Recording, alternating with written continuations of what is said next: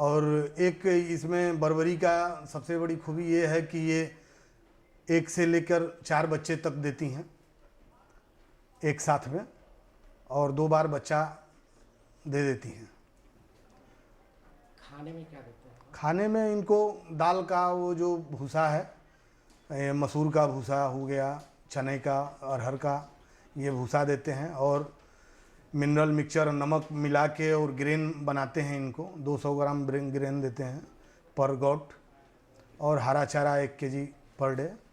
जो किसान भाई बड़े पैमाने पर बकरी पालन करना चाहते हैं, उनको सबसे पहले एक ईंट और सीमेंट से बना इस तरह का घर बना लेना चाहिए, जिसमें तार की जाली लगी हो, जिससे बकरियों को स्वच्छ हवा मिल सके, और ऊपर से ये पूरी तरह ढका हुआ यानी बंद हो, जिससे वर्षा का पानी अंदर ना जाए।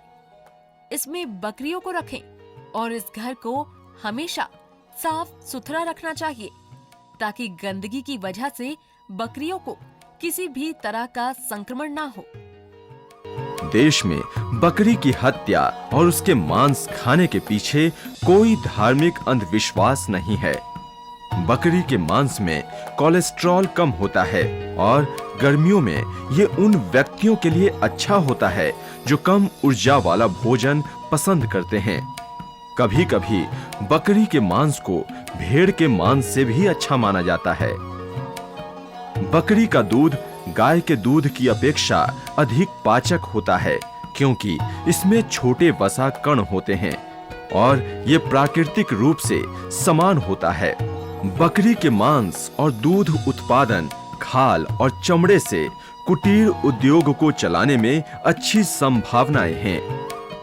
खाद्य पदार्थ उपलब्ध कराया जाए, कौन कौन सा मिनरल दिया जाए, उसके बारे में अच्छी जानकारी इनको मिली, और इसके अनुसार जो है ये समय पे इनको चारा दाना देके अच्छा खासा इन्होंने अपने फार्म का व्यवसाय को संपादित कर रखा है।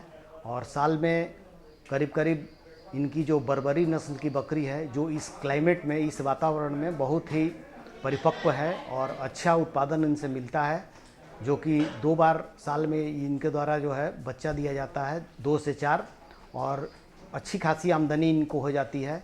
इस एरिया में जो मार्केटिंग की बात हम करते हैं तो 2 तरह से इनका मार्केटिंग होता है। एक तो जो है इस एरिया में और जो हमारे प्रगतिशील कृषक हैं वो इस फार्म को देख के और इनसे बकरियों की डिमांड करते हैं, इससे इनको आय मिल जाता है। और दूसरा जो है, जो हमारा यहाँ पे मार्केट जो है, उस मार्केट में डायरेक्ट सप्लाई करके उससे भी अच्छी आमदनी ये ले लेते हैं।